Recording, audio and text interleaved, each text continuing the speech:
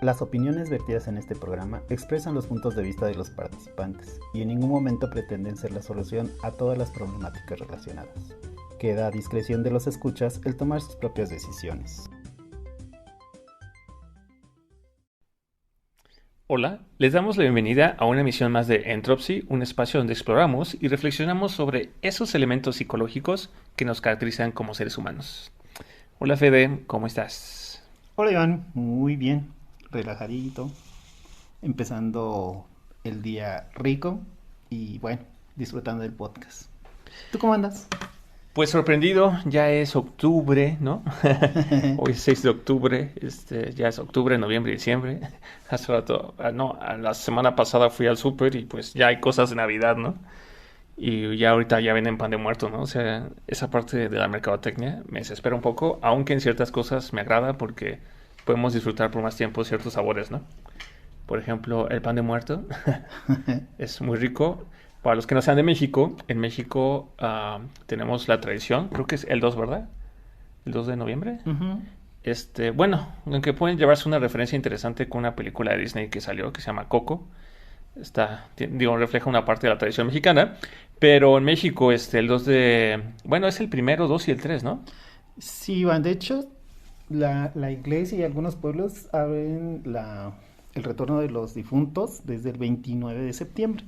Se hacen algunos procesos tradicionales para ir recibiendo a los difuntos desde el 29 de septiembre. Y durante todo el mes de octubre hay diferentes eventos y en cada región se juega distinto. El 1, el 2 y el 3 son los días principales. Y digo, ya que esté más cercana esa fecha, ¿no? Les daremos más datos, pero regresando al tema del pan de muerto, pues es un pan que se hace aquí en México, ¿no? Y si dice que es un pan de muerto, es como un tipo pan de yema, ¿no? Que es como una media bola. Y encima se le pone como una cruz de pan que simula ser unos huesillos. Uh-huh. Y en el centro otra bolita que según simula ser un cráneo. Y es un pan azucarado, ¿no? Que hoy en día ya lo venden de chocolate, relleno de nata, relleno de cajeta, relleno de un montón de cosas. Pero bueno, es un pan tradicional de México, ¿no? Que normalmente se compra y se usa para las ofrendas, ¿no? Típico de estas fechas, Iván. Sí, y bueno, ya más adelante les explicamos que es una ofrenda. Pero el comentario iba que, pues desde ahorita podemos comer ya, ¿no? Pan de muerto. Hay en particular uno que me gusta mucho, un restaurante de chocolate. Ok. Yo creo que me voy a ir a comprar uno saliendo de aquí. Pero bueno, además de pan de muerto, ¿qué fechas tenemos para hoy, Federico? Que es Fíjate, 6. justo hoy no, pero el día 5, el día de ayer, fue el Día Mundial de los Docentes, Iván. Una vez más, ¿no? Sí, La docencia. ¿Qué sí. seríamos sin esos tutores, sin esos maestros, ¿no?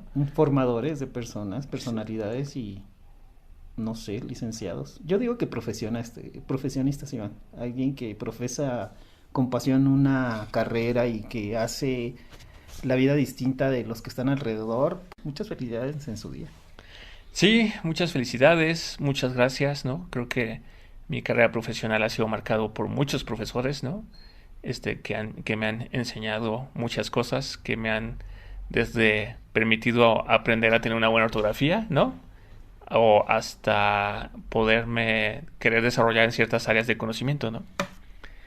Creo que los docentes desempeñan una labor muy importante y pues a todos ustedes muchísimas gracias y muchísimas felicidades.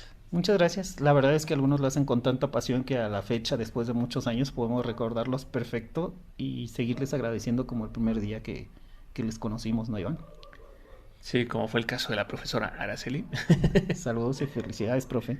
O también de Abner Soto, ¿no? Que en psicología nos marcó. apoyó, claro. Fíjate que justamente la semana pasada, platicando con Aide, estuvimos haciendo muchos recuerdos sobre nuestra experiencia en la prepa, ¿no?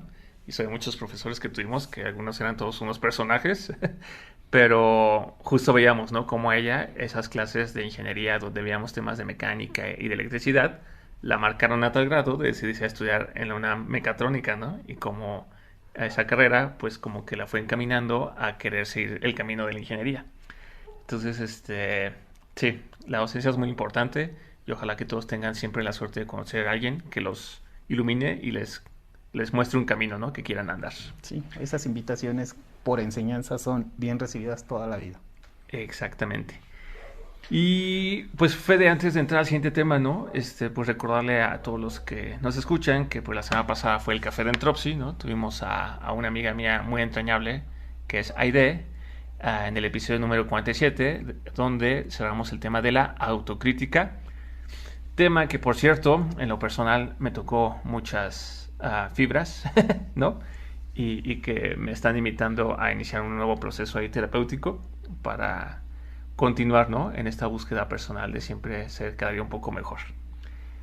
¿Cómo te la pasaste en el café con Aide?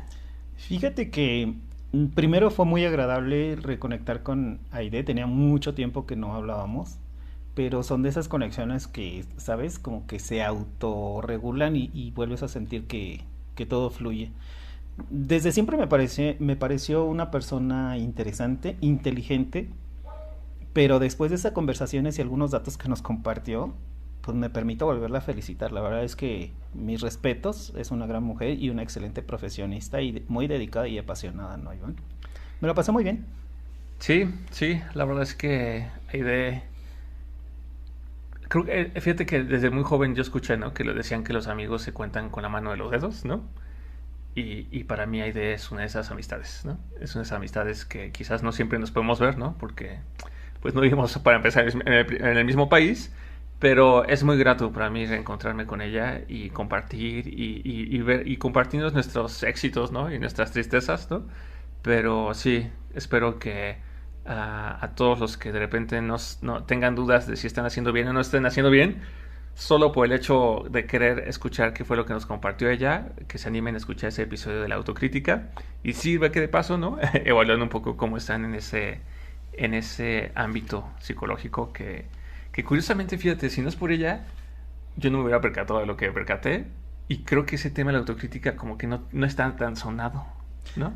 Fíjate que curiosamente yo me parece que es un tema recurrente por formación, pero no por reflexión, Iván. Entonces, cuando fue ponerlo aquí a la mesa y ventilar varios aspectos, dije, ok, es algo que igual a lo mejor alguien desde que oye el nombre dice, ya sé de qué se trata. Pero ver las implicaciones y los alcances, tanto positivos como negativos, digo, qué bueno y felicidades por Aide y donde está y lo que ha logrado.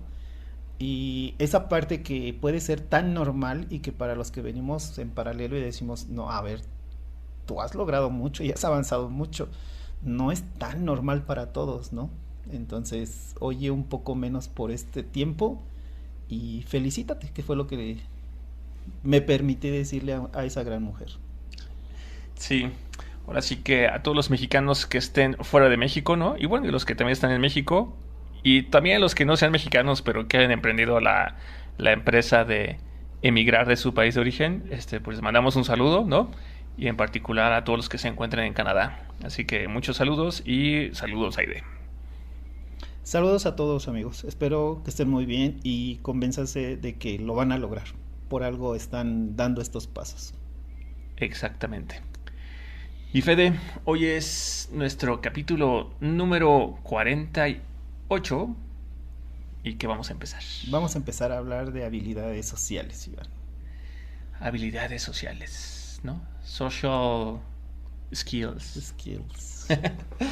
De sí. Hecho, a manera internacional, Iván, se conoce más como Power Skills. Power Skills. Uh-huh. De hecho, en psicología organizacional, ¿no? Hablan de Power Skills, Social Skills y Soft Skills. Soft Skills. Que curiosamente las habilidades blandas, que son estas habilidades sociales, como que en español se recibieron mal por el hecho de referirlas como habilidades blandas, y en algún congreso internacional, Iván, dijeron, ¿sabes qué? Que no, o sea, va en español, los textos todos van en español, pero nos vamos a referir a ellas como las Power Skills. Órale, esa parte no me la sabía. Y pues no sé, Fede, quizás para presentarle al auditorio este tema de las habilidades sociales, o sea, pues, ¿de qué se trata, no? Habilidad social, estamos hablando de que una habilidad social es que puedo caminar. No, ¿verdad? Eso se llama una habilidad motriz. Que podríamos meterlo dentro de habilidades, pero vamos a hacer primero, ¿cómo decir? puntualizar algo, Iván. Las habilidades sociales tienen mucho que ver con nuestro entorno. Cada entorno va a ir marcando diferentes parámetros y en ese contexto va a haber algo que puedan decir esto es positivo y esto es negativo, como en muchos otros temas psicológicos. Esta capacidad de interpretar e intervenir sobre la realidad para modificar la realidad misma o el propio sistema de referencias de capacidades cuando éstas no corresponden a las demandas porque ya cambiaron o porque avanzaron o porque las exigencias se vuelven diferentes, es un constructo psicológico. Y como tal, desde ahí les decimos que las habilidades sociales son formas particulares de identificar las destrezas en las relaciones, ya sea adquiridas, interhumanas, o porque las adquirimos a través de la experiencia. Ok, entonces una habilidad social sí es algo que aprendemos a lo largo de la vida y su elemento que lo hace social es que el aprendizaje se da mientras nos desarrollamos con nuestra familia o en nuestra comunidad. Sí, y en la interacción pueden ser verbales y no verbales, ¿vale? Ok, Son habilidades, por ejemplo, hablemos de la comunicación, en el estilo de la comunicación y de fluir como un medio entre diferentes personas dentro de una comunidad, dentro de un grupo, pueden denotar el liderazgo. El liderazgo es una habilidad social ¿y la comunicación? también. Ok, entonces del momento en que tú y yo somos capaces de comunicarnos y compartir cierto conocimiento a la comunidad que nos escucha, estamos haciendo uso de una habilidad social. De una buena habilidad social o de un buen nivel de estabilidad, porque todos tenemos la habilidad, Iván. Algunos los tenemos más desarrollados en un campo y otros los tenemos más desarrollados en otro campo, pero todos, absolutamente todos, tenemos habilidades sociales. Qué interesante.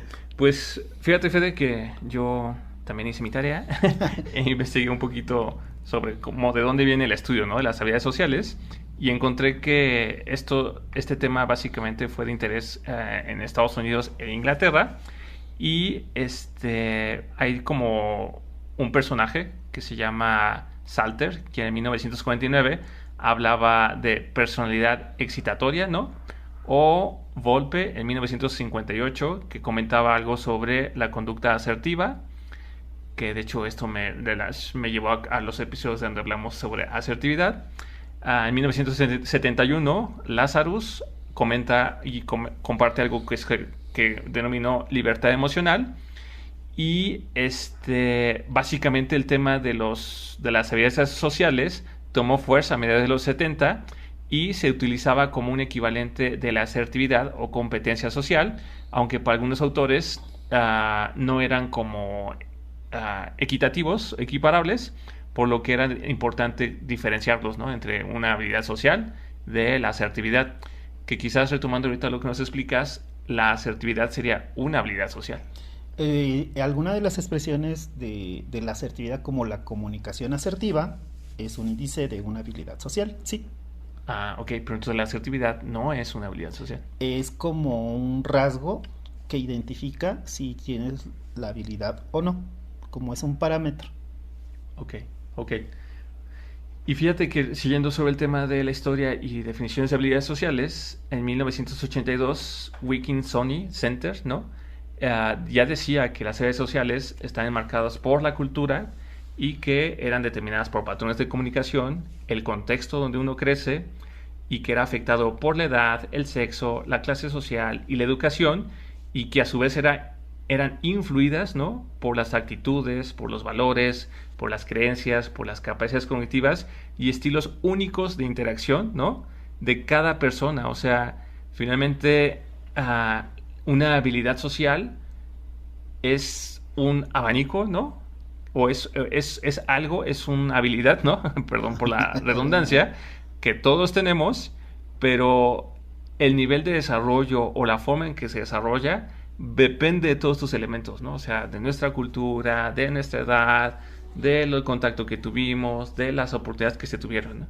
Sí, Iván, fíjate que es interesante cómo lo mencionas porque dando la pauta de desde dónde podríamos identificar en diferentes personas cuando se ven esos rasgos, esta habilidad, la manera de potenciarlos o tan solo de identificarlos, Iván, muchos nos referimos en el estudio a los adolescentes. Cuando son niños, tenemos un niño que decimos, ah, mira, mi niño está bien simpático, ¿no? Y alguien podría ser muy simpático siendo muy callado o muy reservado. Es simpático, ¿vale? Y no se le clasifica tanto por su habilidad de comunicación, solo es simpático. Cuando empezamos a ver estos rasgos de personalidad más definidos y como más claro, tiene que ver con los niveles en la adolescencia. Cuando el adolescente interactúa con uno o con muchos amigos, cuando tiene o no tiene una pareja emocional o sentimental, cuando se permite comunicar lo que piensa, lo que cree o criticar sin juzgar o juzgando en algunos casos a las personas o al entorno. Y entonces ahí decimos, esta persona es muy comunicativa, en su comunicación puede resultar un liderazgo y entonces empiezas a identificar como tal las habilidades sociales. O sea que digamos que durante la infancia nuestros padres, las experiencias que tenemos van sembrando ahí las semillitas que finalmente se van a ver floreciendo hacia la adolescencia. Sí, es más fácil identificarlos. Porque muchas veces algunos estudiosos dicen que en la infancia no.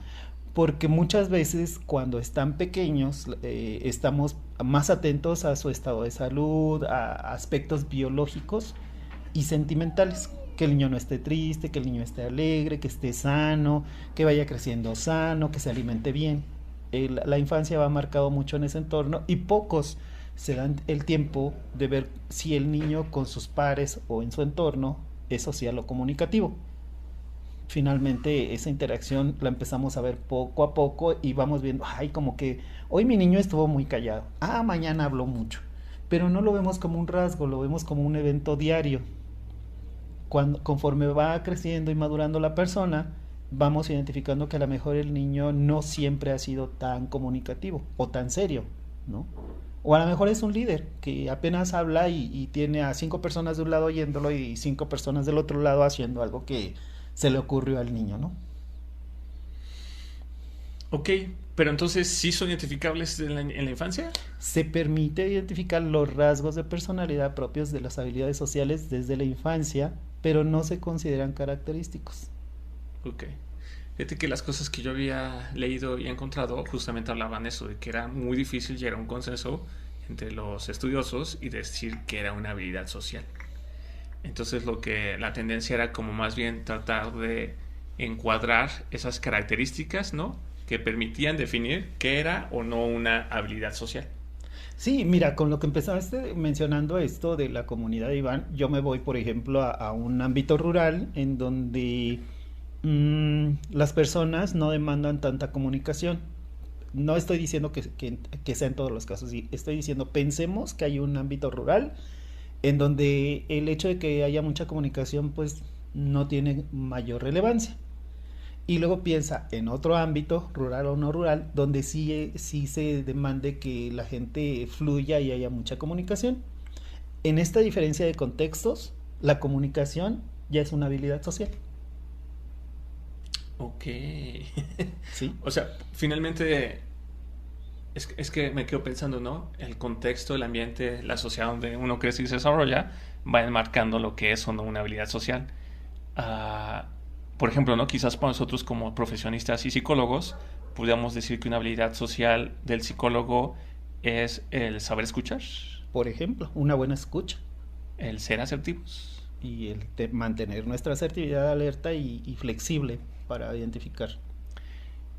Por ejemplo, en un ambiente, no sé, de primaria, diríamos que entonces una habilidad social que se busca en los alumnos es que, pues, sepan comportarse, o sea, que los niños vayan dominando como sus impulsos y se sepan quedar sentaditos.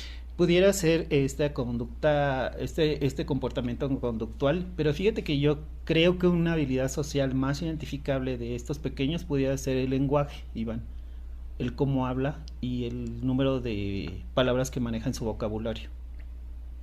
Ok.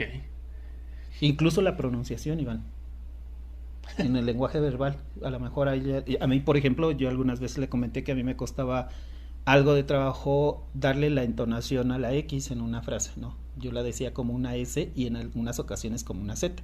y pocas veces como una X. Parecía yo extranjero, pues, ¿no? O me la pone de un lado o la pone del otro, pero como X no se la manejo, ¿no? Ok, ok. Finalmente, entonces, el contexto va a marcar muchísimo lo que podemos considerar o no una habilidad social. Es que me quedo pensando, ¿no? Que ahorita que lo que pasó, bueno, que estuvimos hablando la semana pasada de Canadá, me informé un poco, ¿no? Lo que le llaman allá como de indigenous people, ¿no? La gente indígena de la zona. Y en Canadá distinguen como tres grupos de gente indígena, que son los Métis, los pueblos nativos y los Inuit. Y los Inuit son, pues lo que en su momento aquí se conocían como esquimales. Ok. Y una habilidad dentro de los esquimales que ellos tienen, como viven en zonas de hielo, o vivían en zonas de mucho hielo, era poder reconocer entre el hielo o entre el blanco del hielo hasta 7 colores diferentes de blanco, Okay. ¿no? Porque pues con esos colores que lograban ellos reconocer, podían saber si era un hielo, tal vez muy delgado, ¿no? Que significaría que cuando caminen por ahí, pues se va a romper, ¿no? O quizás les podría indicar cuándo fue la última nevada, ¿no? O quizás les podría explicar cuál es la temperatura, ¿no? De la zona. O sea, ellos a través del blanco del hielo podrían determinar muchas cosas que les sean útiles para su supervivencia o para actividades del día a día. Fíjate, Iván, así como me das ese ejemplo, te diría que la habilidad social o la habilidad reconocible ahí, no, a lo mejor no sería todo el conocimiento, sino su capacidad de observación, si era lo suficientemente buen observador como para identificar las variaciones, ¿no? Ok, o sea, pero finalmente es eso, ¿no? Quizás para mí reconocer 7 colores blancos, pues no me sirve de nada, ¿no? Ujú. Pero para ellos sí. Entonces, Exacto. para ellos esa es una habilidad social. Sí, esa observación tienes ese contexto. Fíjate que curiosamente, Iván, en muchas sociedades modernas y contemporáneas, occidentales y incluso en algunas rurales, normalmente se hizo como costumbre o hábito identificar los rezagos de las habilidades sociales. O sea, como que tenías 50 personas y de esas 50 personas, 40, es más, 45 estaban como en el rango normal, ¿no? Y curiosamente las habilidades sociales no se les reconocía a los 45, se evaluaban sobre los 5 que no alcanzaban los estándares. Entonces, curiosamente, se hizo como muy fácil que las habilidades sociales se identifican por deficiencias. Y esas deficiencias veían que se carecían de habilidades o conductas necesarias para vivir una vida efectiva y satisfactoria. Y entonces, eso por deficiencia inmediatamente decía, bueno, el trato personal o interpersonal es deficiente. ¿Qué pasa? Tiene una deficiencia en sus habilidades sociales, ¿no?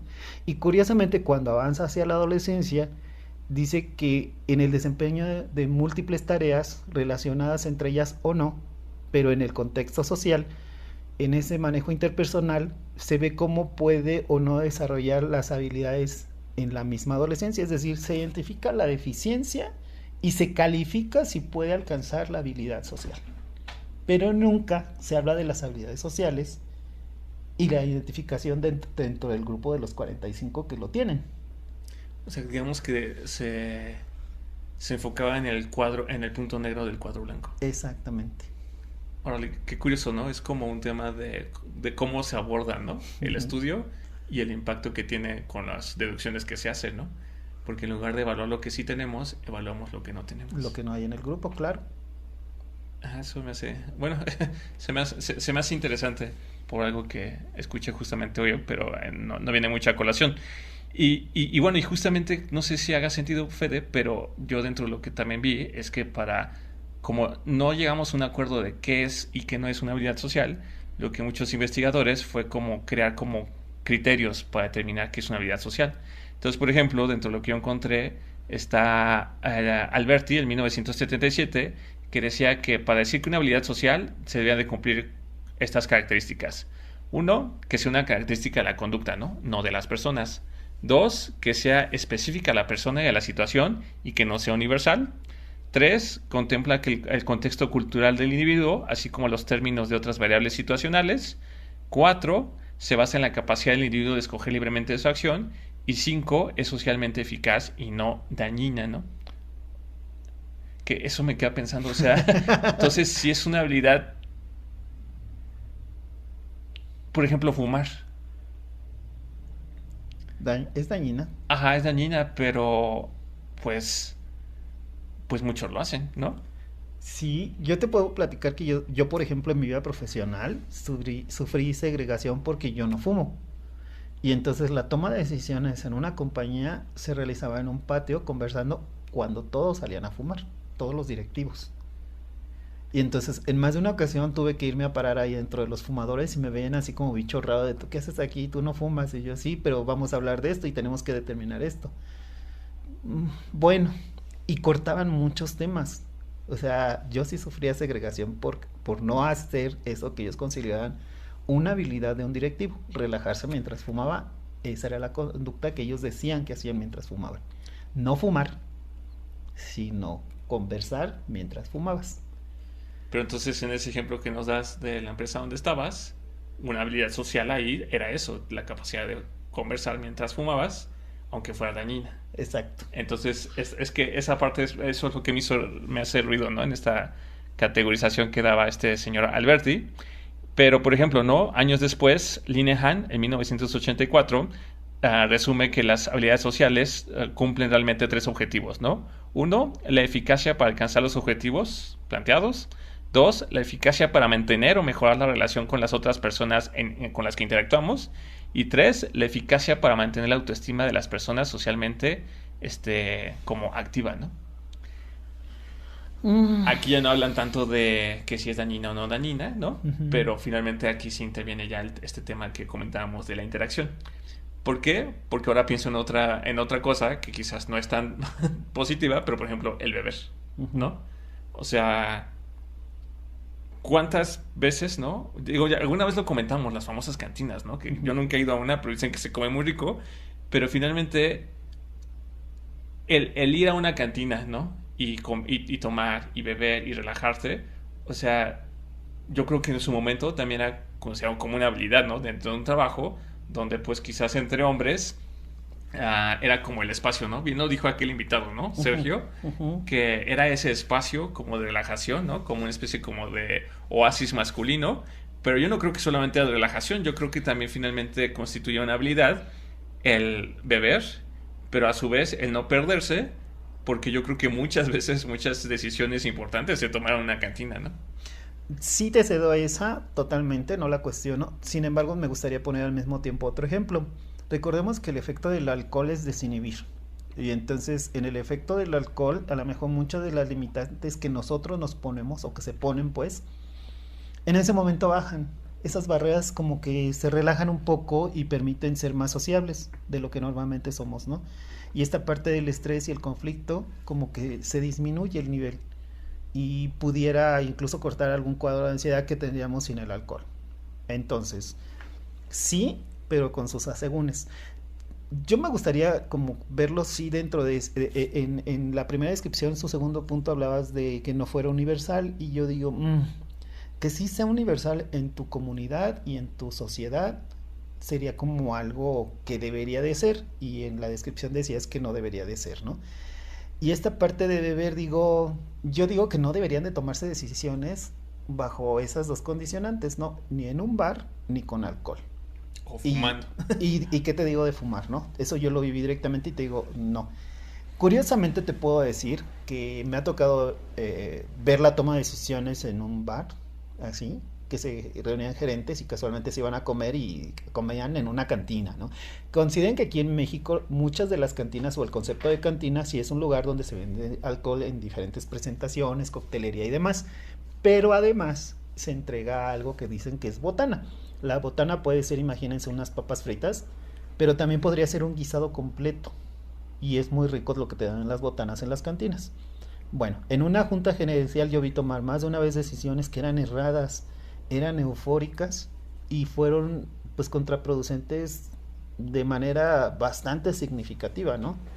Y esto de fumar, te puedo decir que de 10 decisiones que sé que tomaron ahí, 8 fueron malas. Entonces, sí se toman decisiones, no buenas, pero se toman las decisiones. Sí, sin embargo, refiriéndonos como al trabajo como un mini universo, ¿no? Una mini sociedad, un mini sistema. Creo que ya que sabes este tema laboral, es importante conocer esas habilidades sociales que son como deseadas dentro de tu empresa y desarrollar las que se puedan, ¿no? Dentro de un marco que tal vez uno no se esté haciendo daño y como jugar, ¿no? En esa línea, ¿no? Entre, ok, no fumo, pero me acerco a donde fuman porque sé que toma decisiones y pues aunque rompo con su habilidad, pues prefiero estar, ¿no? O en el tema de tomar, ¿no? Ok, se toman mucho o pasan ciertas cosas cuando toman. Quizás yo no tomo tanto, pero bueno, voy a estar. Quizás me echo una copa, pero porque sé, ¿no? Que es lo que pasa ahí. Y sí, como dices, quizás la toma de decisiones en un ambiente así o cuando estamos alterados, en este caso, por una sustancia, ya sea la nicotina o el alcohol, pues no necesariamente van a ser las mejores decisiones ni las más asertivas, ¿no? Pero creo que entonces eso nos mete a una habilidad que queremos compartir, ¿no? Que es el tema de la resolución de problemas, ¿no? O sea, ¿por qué una persona, un jefe, un gerente necesita alcohol o necesita fumar para resolver un problema? Claro, y para allá iba. En la segunda lectura del concepto habla de eficacia en muchos márgenes. Entonces digo, ¿qué quieres? Tomar decisiones. Podemos tomar decisiones malas, pero podemos tomarlas. O queremos ser eficientes. Y entonces hay muchos de los que no tomamos o no fumamos. Tenemos que plantearnos esta problemática de resolución de problemas, que es una habilidad social, y decir, ¿cómo le entro a este conflicto? Yo tengo la respuesta, tengo la mejor alternativa al problema o la situación que los gerentes están buscando. Pero mi habilidad social de resolver estos problemas tiene que buscar la flexibilidad. Yo digo, yo nunca fumé en ese grupo y tuve que participar, Bueno, eras ¿no? fumador pasivo. Pues sí, era fumador pasivo, pero no participé activamente diciéndole, sí, deme un cigarro ahorita, no, ¿no? Y no me imagino tomando una decisión en una cantina. O sea, no, no entra. Pero mi resolución de problemas sí decía, bueno, tengo estas alternativas, sé que van a cometer semejante burrada, entonces pues tengo que entrarle con mi habilidad social de resolución de problemas, entrar al círculo y decirles, ok, miren, tengo estos elementos, los voy a presentar, les digo por qué, esperemos que este sea un elemento para aportar y tomar la mejor decisión. Y voy para afuera del círculo, ¿no? Recuerdo que alguna vez tú llegaste a leer tanto a un ex jefe que tuviste, ¿no? Que sabías que siempre a la primera idea que planteabas te decía que no. Y entonces realmente tú llevas con dos ideas, ¿no? Y realmente la segunda que tú dabas era realmente lo que tú querías. Porque Exactamente. sabías que la primera te la iban a rechazar. Sí, yo sabía que si le decía, vamos a alzar esto y esto va a salir bien, decía, no, lo vamos a bajar o no se va a mover. Y yo, ah, ok. Oye, ¿y si en ese escenario de no moverlo, y si hacemos esto? Y entonces sentía que él había aportado y era la idea más maravillosa. Fíjate que fue curioso, Iván, ahora que lo mencionas, porque yo nunca llevé por escrito nada propuesto de lo primero, ¿eh? Nunca. Y siempre llevaba ya escrita mi propuesta y él nunca leyó que yo llevaba escrita la segunda propuesta. Y la firmaba y decía, sí, ya ves, lo hicimos muy bien. Y yo decía, bueno, Sí, sí, ahora sí que ahí está el tema, ¿no? La importancia de cómo resolver problemas como habilidad social. Pero, pues Fede, el tiempo va pasando. Quizás para cerrar un poco este episodio, ah, ¿qué podríamos decir entonces en cuanto a qué es una habilidad social? O sea, ya hablamos casi media hora y concluimos que finalmente es difícil, ¿no? O sea, realmente, pues podríamos decir que una habilidad social es aquella habilidad que desarrollamos quizás durante la infancia, ¿no? Que se hace más notoria durante la adolescencia, pero que de alguna forma nos ayuda a desenvolvernos en los diferentes círculos donde pues nos toca vivir. claro, hasta ahí voy perfecto contigo y que hasta hoy la mayoría de las veces que se empieza a identificar si alguien cuenta con habilidades sociales o no, es más bien cuando hacen por segregación e identifican primero a quien consideran que no la tienen. Y decimos que es contextual y social porque dependiendo de cada uno de ellos va a ir variando los valores o la importancia y relevancia que le podemos dar a la misma conducta en diferentes entornos. ¿Y cómo saber, yo por ejemplo, escucha, ¿no? Que estoy ahorita escuchándote a ti, saber si tengo o no tengo una habilidad o me falta una habilidad? Yo te voy a decir como psicólogo clínico, Iván, así que si tienes una vida emocional efectiva, asertiva, seguro tienes buenas habilidades sociales. seguro. Ok. ¿Y si no?